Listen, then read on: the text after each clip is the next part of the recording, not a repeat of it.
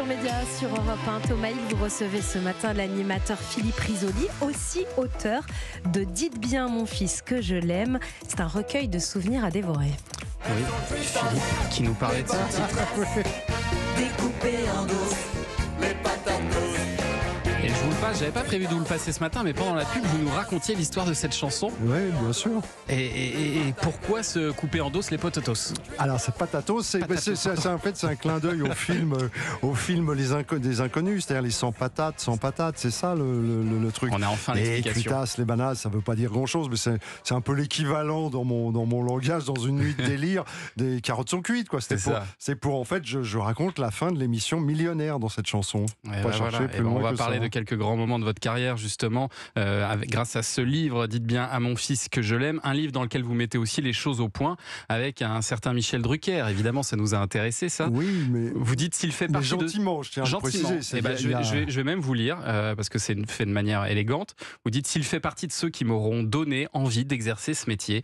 Je n'approuve pas qu'il ait dans un de ses livres publié une liste où je figure de professionnels qui auraient fini par dévisser. On ne dévisse pas, on est éjecté purement et simplement, et c'est beaucoup plus violent.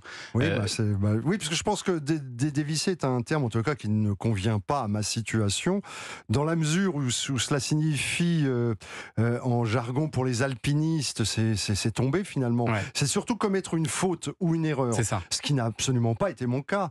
Moi, il se trouve, pour une raison toujours un petit peu obscure d'ailleurs. Vous savez toujours pas pourquoi vous avez été éjecté, comme vous dites. Il y avait un nouveau directeur des programmes qui arrivait. Apparemment, je n'étais pas dans ces petits papiers. Ouais. C'était l'époque des changements, c'était l'arrivée de l'euro, donc le juste prix devait s'arrêter. C'était l'arrivée de la Star Academy, donc il y avait une grosse variété, parce qu'à un moment, il a été question que je prenne une variété.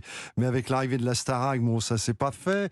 Mais ça, je le raconterai dans la suite, mais je le raconterai sans agressivité, sans aucune aigreur, je dirais simplement des faits et mon ressenti de l'époque. Quant à Michel Drucker, évidemment, si d'aventure il écoute, parce que je pense qu'il écoute à peu près tout, et qu'il voit à peu près tout, donc je le salue. Il sait très bien que je l'aime beaucoup, mais parfois j'ai envie quand même de dire ce qui est ma vérité à moi. Et alors, mais je ne lui en veux absolument pas. Et votre carrière télé, elle est extrêmement riche. Elle démarre en 86. Je disais tout à l'heure, Star Quiz, le premier jeu que vous animez sur Canal. Mais ça va vraiment décoller sur TF1 avec Géopardy, avec Interville, ou bien sûr avec ce jeu qui est resté culte, le Millionnaire, avec souvent des personnages hauts en couleur, d'autant que la production leur offrait du champagne en coulisses. Et ce jour-là, la candidate avait visiblement abusé. Eh ben on va y aller, on va aller tourner cette petite roue. D'accord. Oui, je vais tourner la roue, mais mon mari va faire la roue pendant ce... Ah non, tu vas faire la roue pendant que moi je tourne la roue. Ah, t'as ton limbago, mais c'est rien. T'enlèves ta veste, tu fais la roue. Et quand t'es stone, tu fais la roue, bistrot. Ah ben tu vas faire la roue ici. C'est pas vrai, Jean-Marc? Jean-Marc? C'est pas vrai? La roue, t'enlèves ta veste, tu fais la roue. Ce qui est très extraordinaire.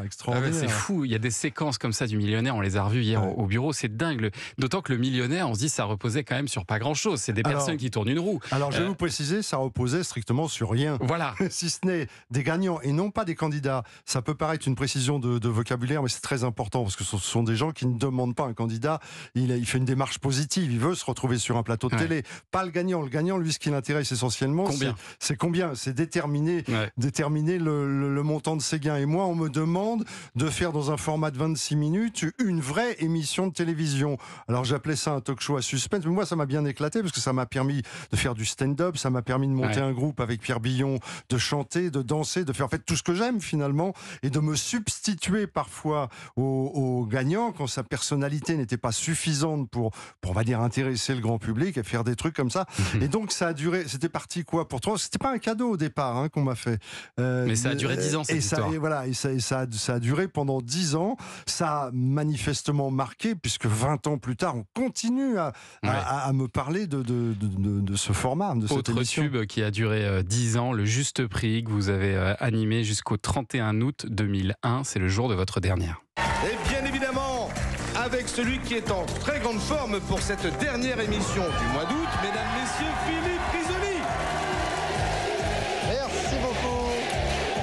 Merci à toutes et à tous.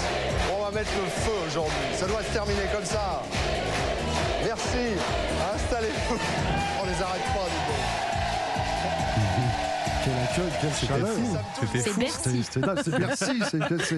Vous dites quoi ce jour-là dans votre tête? Vous dites je vais rebondir sur un autre jeu? Alors pas sur un autre jeu, parce que ma vie n'est pas axée autour des jeux. Il se trouve que j'ai eu la chance d'avoir des formats et de bien m'intégrer. Mon jeu préféré, c'était Jeopardy. Je vous le dis franchement, j'adorais faire ce jeu et je le referais volontiers. Mais celui-là seulement, pas les autres. D'accord.